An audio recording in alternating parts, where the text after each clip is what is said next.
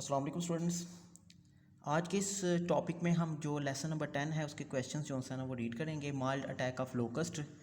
पिछले मैंने टॉपिक में इसका बड़ा थॉरली जो सा थीम पॉइंट ऑफ व्यू बता दिया था, ट्रांसलेशन बताई थी लेसन नंबर 10 की। अब इंशाल्लाह जो सा है वो उसको कवर करते हैं जी। क्वेश्चन नंबर 1 की तरफ चलते हैं। What are locust. ये जो लोकस्ट हैं ये क्या हैं? ये जो टडी दल जिसे कहते हैं ये क्या होते हैं? लोकस्ट आर ग्रास ओपर टाइप ऑफ इंसेक्ट। कहता है ये जो टडी दिल हैं ये घासी कीड़े नुमा होते हैं। ठीक है, ये घासी कीड़ों की तरह के कीड़े होते हैं। These live in Africa and Asia. ये अफ्रीका और एशिया में पाए जाते हैं। They attack in large groups. ये बड़े तादाद में हमला करते हैं। दे ईट एंड डिस्ट्रॉय क्रॉप्स। वो फसलों को खा जाते हैं और उनको तबाह कर जाते हैं। ठीक है, तो याद रखिएगा ये जो टडी दल है, ये जो कीड़े होते हैं, घासी कीड़े होते हैं, इनका काम है सिर्फ फसलों को चाटना। और ये दो बड़े आज़म जो हैं, कौन से दो बड़े आज़म? ये जो गर्म बड़े आज़म है अफ्रीका और एशिया, इसमें जो स्टूडेंट्स ये पाए जाते हैं। Why did the farmer throw wet leaves on fire. क्यों किसानों ने गीले पत्ते फेंके थे आग पर? They threw wet leaves. उन्होंने गीले पत्ते फेंके आग पर। To produce. पैदा करने के लिए ज़्यादा चिंगारी। And black smoke. और काला धुआं। This was the only way. ये सिर्फ वाहिद तरीका था, रास्ता था। To save the farms. खेतों को बचाने का। यानी कि वो क्या कर रहे थे?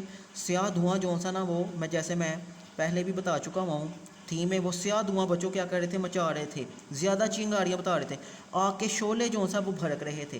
क्यों? क्योंकि ताकि वो टड्डी दल को मार सकें या उनको भगा सकें। What was the desire of every farmer. हर किसान की क्या ख्वाहिश थी? Every farmer desire. हर किसान की ख्वाहिश थी टू सेव हिज फार्म, कि उसका खेत बच जाए। And crops. और फसलें महफूज हो जाए फ्राम द लोकस्ट, टड्डियों से। Question number 4। Why was Margaret worried. Margaret क्यों परेशान थी? Did Margaret know. क्या मार्गरेट जानती थी? What to do to keep the locust away. क्या मार्गरेट जानती थी क्या करना है टिड्डियों को भगाने के लिए? Margaret did not know. Margaret नहीं जानती थी। What to do. क्या करना है? To save the farm. खेत को बचाने के लिए। देयरफॉर। इसलिए। She was worried. वो परेशान थी।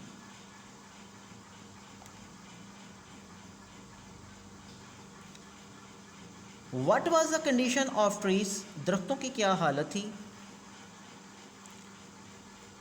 All the trees were covered with locust.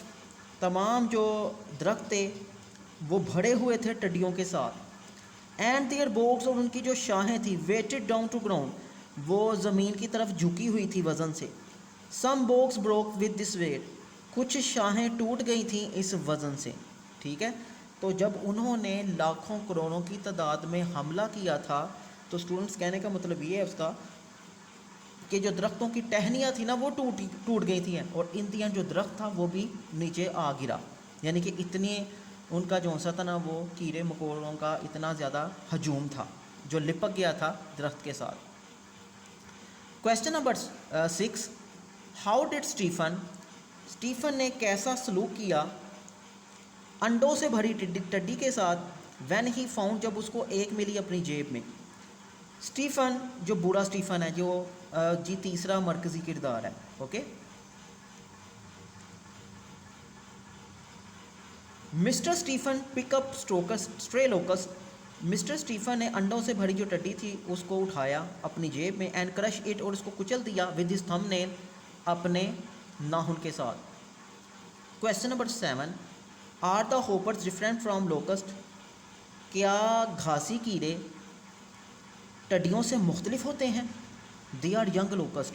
याद रखिएगा कि ये जब अंडों से निकलते हैं ये ऑपर्ड्स होते हैं। ठीक है जी, ये ऑपर्ड्स होते हैं जब ये अंडों से निकलते हैं। ये जवान होते हैं, जिसको जवान टड्डियाँ कहते हैं।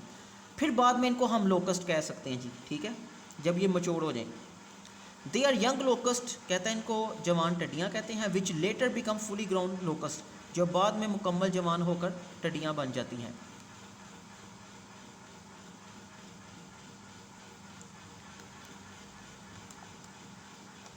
Question number 8, did Margaret loose hurt, क्या मार्गरेट परेशान हुई on the loss of crops, फसलों के नुकसान पर क्या मार्गरेट परेशान हुई। अर्लियर पहले, शी लॉस हर्ट, वो मायूस हो गई, एंड डिप्रेस और परेशान होगी, बट लेटर लेकिन बाद में, शी वॉज हैप्पी, वो खुश थी कि वो बच गए, दिस अटैक, सर्वाइव कहते हैं बचना, कि वो बच गए इस हमले से। Question number 9, why are locust compare, कहता है टिड्डियों का मुआवजना क्यों किया जाता है बुरे मौसम के साथ। They are just like a bad weather, कहते हैं ये जो टिड्डियाँ होती हैं ये बुरे मौसम की तरह होती हैं। जैसे मैंने आपको थीम में भी बताया था कि ये जब हमला करती हैं तो बिल्कुल ऐसे ही लगता है जैसे कि स्याह बादल आ रहे हैं, ये बिल्कुल वैसे ही हमला करती हैं, ठीक है। जैसे उनकी कोई पेशन कोई नहीं की जा सकती, स्टूडेंट्स टिड्डियों की भी कोई पेशन कोई नहीं की जा सकती है, ये बताया जा रहा है। कहता है वो बुरे मौसम की तरह होती हैं, दे कैन कम, वो आ सकती हैं, इंस्टेंटली, फौरी तौर पर, एनी टाइम, किसी भी वक्त, एंड डिस्ट्रॉय द क्रॉप्स, और फसलों को तबाह कर सकती हैं।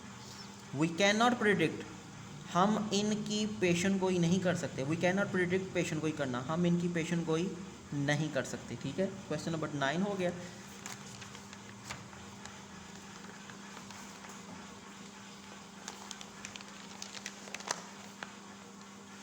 Question number 10 students, why did the man eat their supper with good appetite. भाई एपिटाइट का मतलब होता है भूख, ठीक है।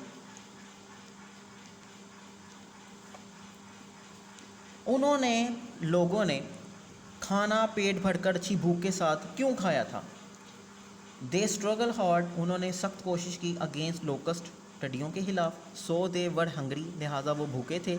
मज़ीद, दे वर हैप्पी, वो खुश थे, with all what was left behind, वो सब के साथ जो पीछे बाकी रह गया था। विद दिस हैप्पीनेस, इस खुशी के साथ, दे एट, उन्होंने खाना खाया, गुड एपिटाइट्स, अच्छे भूख के साथ, ठीक है। पेट भरकर, भूख के साथ उन्होंने खाना पेट भर कर खाया, क्योंकि उन्होंने वाकई सख्त मशक्क़त की थी और उस मशक्क़त की वजह से वो लोग थक चुके हुए थे। तो इस वजह से उन्होंने बेहतर ये उम्मीद रखी कि हम बेहतर कोशिश करेंगे और जो हमारे पास बाकी रह गया है वो हमारी कोशिश का नतीजा है, और इस पर वो सारे खुश थे, इसलिए उन्होंने पेट भर कर खाना खाया। तो ये स्टूडेंट्स आज का ये टॉपिक है, इसमें हमने क्वेश्चंस को कवर किया। उम्मीद करता हूँ कि आपको बेहतर समझ आई होगी। इंशाल्लाह नेक्स्ट टॉपिक में आपसे मुलाकात होगी। अपना ख्याल रखिएगा।